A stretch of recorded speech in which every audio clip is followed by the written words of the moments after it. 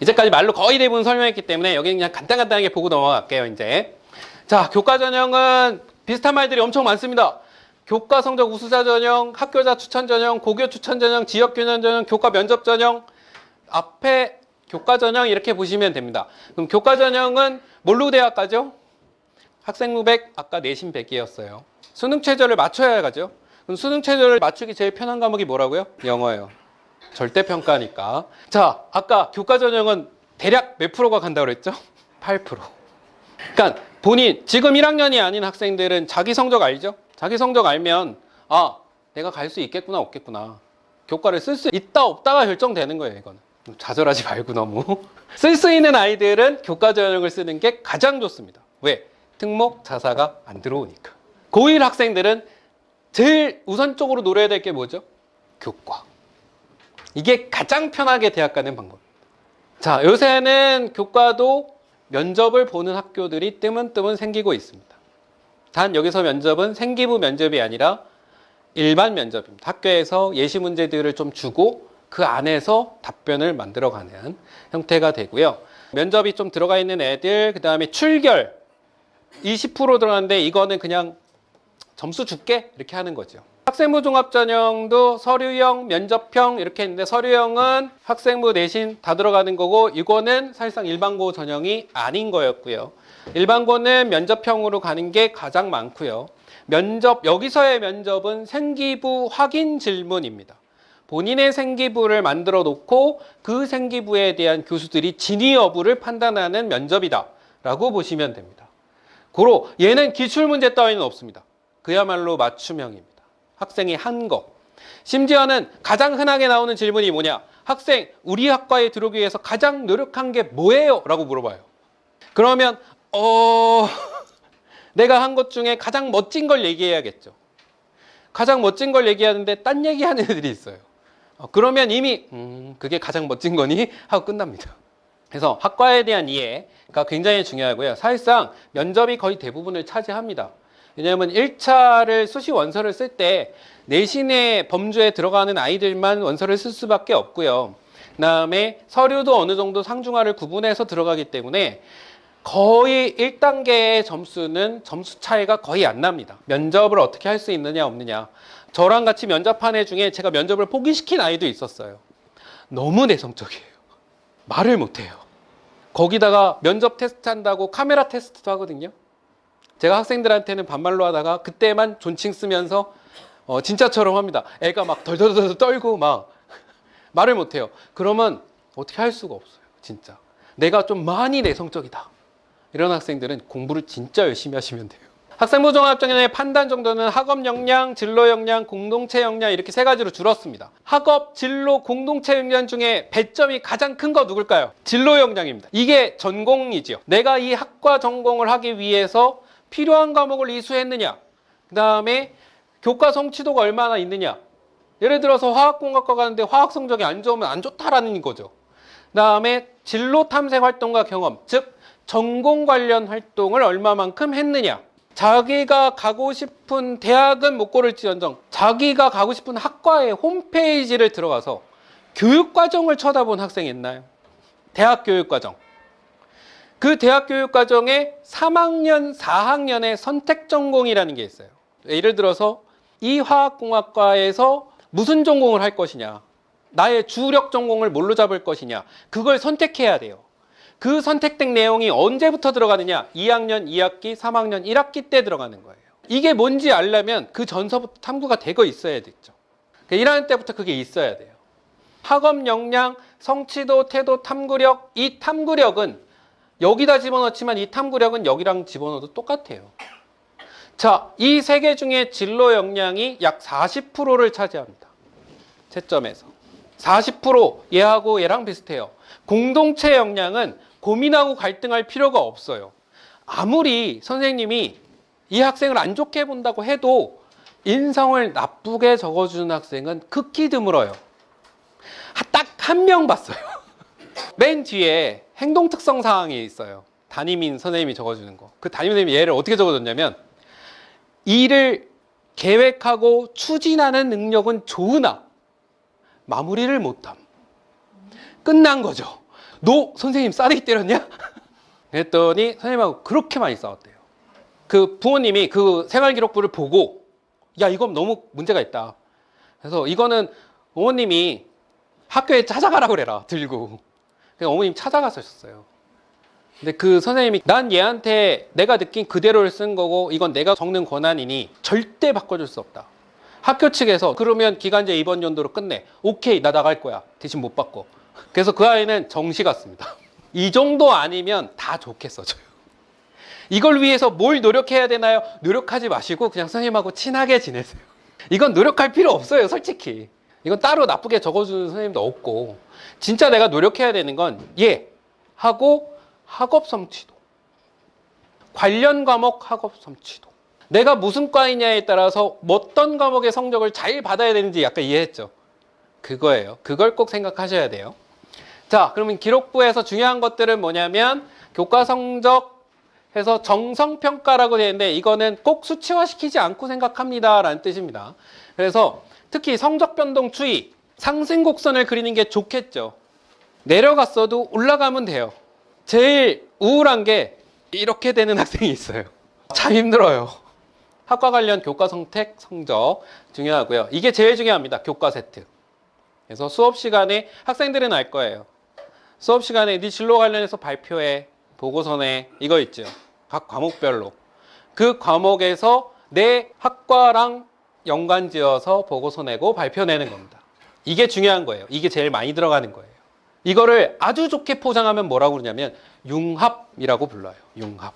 그러니까 이과 친구들인데 한국사에서 저희 과랑 뭘 연결을 해야 될까요? 다 할 수 있어요. 그다음에 행동 특성 사항에 공동체 역량이 있는데 이거는 크게 고민 안 하셔도 됩니다. 아까 말했듯이. 그다음에 창의자유학습, 자율활동, 동아리, 학교행사 참여, 진로활동. 얘네들도 학교에서 진행되는 대회들이 있고 그다음에 활동들이 있어요. 각 학교마다 특색 있는 활동들을 하지요. 그 특색 있는 활동들을 전공 관련해서 어떻게 할 것이냐. 또는 각 진로가 다른 학생들끼리 어떻게 모여서 하나의 시너지를 만들 것이냐. 자, 이거 하다 보면 애들끼리 싸웁니다. 나는 A학과 가고 싶은데 얘는 B학과 가고 싶어요. 서로 의견이 안 맞아요. 그래서 싸워요. 그래서 막 찢어지고 난리 나요. 그것 때문에 학폭 열리는 것도 봤어요. 이거 보통 자기한테 유리하게 만들고 싶은 건 똑같죠. 근데 자기한테 유리하지 않게끔 주제가 설정될 수도 있어요. 근데 대신 그거는 인성적으로 좀 빼면 돼요. 그 다음 활동에 얘에서 착안을 해서 내 전공에 이런 거랑 접목시킬 수 있을 것 같아요 라고 보고서를 만들면 돼요. 발표를 하면 돼요. 안 하는 게 제일 안 좋아요. 이거 나랑 관련성 없으니까 안 할래. 이거는 좀 아니에요. 할 수 있는 건 다 하는 겁니다. 지각, 무단지각. 이거는 이렇게 그냥 간단하게 산술화 시키면 지각 한 번당 내 내신을 0.2등급씩 플러스 시키는 거예요. 예를 들어서 내가 2.0등급인데 지각이 한 번 있으면 2.2등급이 된다라고 생각하시면 돼요. 원서 쓸 때 기준이 그래요. 학종을 쓰는데 이런 학생이 있었어요. 내신이 1.0이에요. 저 강사 생활하면서 1.0등급을 3명 봤어요. 1.0이면 1학년 때부터 졸업할 때까지 전 과목 전교 1등을 한 번도 놓치지 않아야 1.0이에요. 없는 게 현실이에요. 근데 1.0을 3명 봤어요. 그 중에 2명을 재수반에서 봤어요. 그 아이는 최저를 못 맞췄어요. 한 명이 1.0인데 지각이 12번이에요. 근데 수능을 못 보겠대요. 그 학생은 어딜 갔냐면 성신여대를 턱걸이로 붙었어요. 왜냐하면 수능을 못 본다고 그랬으니까 교과를 못 쓴 거죠. 학종을 썼어요. 워낙 1.0 탁월하니까 학종을 썼는데 괜찮은 줄 알았는데 그래도 면접도 봤어요. 면접집에 당연히 이렇게 나왔죠. 너 지각이 왜 이렇게 많냐? 저 그냥 솔직하게 얘기하라고 그랬어요. 게을렀습니다. 그게 사실이니까. 어쨌든 붙었어요. 근데 그거 거짓말 해봤자 티납니다. 아팠어요? 이거 거짓말 될까요? 안 되죠. 병결 처리하면 되는데. 질병 지각 처리하면 되는데 너는 왜 근데 안 했어? 이게 더 안 좋은 거예요. 그냥 차라리 솔직하게 얘기하는 게 낫습니다. 그래서 제가 지각을 많았지만 이것 때문에 원서 쓰면서 충분히 내가 이게 뭔가 잘못된 걸 몰랐는데 이게 문제가 있구나라는 걸 파악했다 이제. 그래서 반성을 많이 하고 있는 중이다 라고 얘기하라고 시켰어요. 그게 차라리 낫습니다. 왜냐하면 면접을 보는 교수님들의 나이가 몇 살이죠? 50대 분이 제일 많으세요. 그러면 자기 자식보다 살짝 나이가 어리죠. 이쁘고 귀여운 아이들이에요. 그러니까 솔직하게 그 아이들이 제가 잘못한 게 맞습니다. 저 이제 그 반성하고 앞으로 열심히 할 테니까 좀 봐주십시오 라고 얘기하는 게 더 설득력이 있을까요? 아니면 거기서 핑계 대는 게 나을까요? 핑계 대면 다 알아요. 그렇죠? 자, 학생들은 뭐가 제일 위험하다? 지각. 이렇게 머릿속에 넣어놓으면 돼요. 지각 한 번에 내 내신은 0.2등급씩 올라간다 라고 생각하면 돼요. 제가 어저께도 상담하면서 어떤 학생 포기시켰어요. 간호학과 간다는데 지각이 8번이에요. 끝이에요. 성적 아무리 좋아도 얘는 못 가요. 왜냐면 성실성 점수 제로. 그래도 성적이 괜찮은데 어떻게 안 될까요? 야, 너 간호사가 지각하면 되냐 안 되냐? 안 되죠. 기본이죠. 특히 의료보건 쪽은 지각 굉장히 싫어합니다.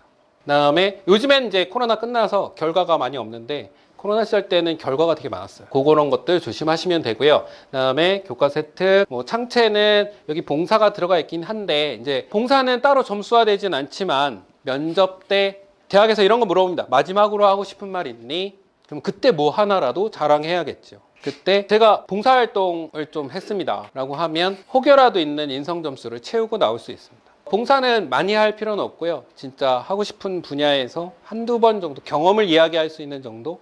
그 경험하고 봉사소감문대회 이런 거 있어요. 국어 시간에, 화작 시간에 이런 거 내라고 해요. 그때 내서 세특에 올리시면 돼요. 독서는 적정히 하시는 게 좋습니다. 학과 관련성으로만. 너무 많이 읽으면 면접 때 죽어요. 무슨 책 물어볼지 몰라서. 대신 이런 건 있어요. 교수님들도 책의 목록이 나와 있긴 하거든요. 세특에. 근데 이 책을 찝어서 물어보는 경우는 드물어요. 찝어서 물어보는 경우는 학생이 읽을 수준이 아닌 책을 읽은 경우. 어떤 아이는 대학 교재를 읽어요. 그냥 글자만 읽을 수 있을 뿐이에요. 그거. 그러면 물어봐요. 너 이 책 읽고 이해한 게 뭐니? 이렇게 물어봤대요. 대신 이런 거 책은 다양하게 읽는 게 좋습니다. 보통 질문이 이렇게 들어옵니다. 가장 웃긴 사례가 그거였습니다. 화학과 교수님이 가장 감동 있게 읽은 책이 뭐니? 라고 아이한테 물어봤는데 아이가 이렇게 얘기했대요. 엔트로피를 가장 감동 깊게 읽었습니다. 교수님이 막 웃으면서 그게 무슨 감동이 있어? 공식밖에 없는데. 아니 그런 거 말고 너의 감정이 이렇게 북돋고 감동을 받은 책이 있냐고 라고 물어봤는데 아니요.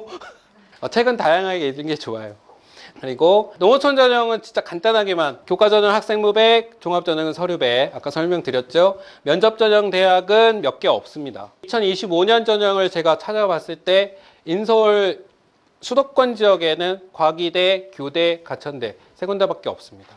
농어촌 전형에 면접 전형이 붙어 있는 경우 특히 가천대는 모든 전형에서 면접을 50% 뽑기 때문에 여기 엄청 많이 몰립니다. 그래서 거의 대부분은 서류로 가기 때문에 여기가 주력이라고 생각하시면 돼요. 여기 보시면은 제가 이걸 다 더하기를 해봤어요. 수도권 주요 대학이라고 하면 보통 24개 대학 정도를 뽑습니다. 그 대학의 농어촌 전형의 교과 전형은 446명을 뽑고요. 학종 전형 998명을 뽑습니다. 그러면 여기에 있는 30, 50, 50 이렇게 되어 있는 면접 전형을 보는 학종을 빼버리면 약 992명입니다. 여기서 뽑는 애들이 6명에서 7명밖에 안 나와요. 그래서 농어촌을 생각하는 학생들은 종합전형을 생각하시면서 학생부 종합을 따로 동시에 준비하는. 왜냐하면 수시 원서가 6개이기 때문에 농어청을 6개를 다 쓸 수는 없어요. 정리해드리면 정시전형은 40% 이상이지만 실제로 수도권 대학은 약 45% 정도 나오고 있습니다. 2월 인원이 있어서. 그다음에 교과 전형은 내신하고 최저 등급으로 가는 전형이고 종합 전형은 내신 생활기록부 면접으로 가는 전형이다 라고 생각하시면 됩니다.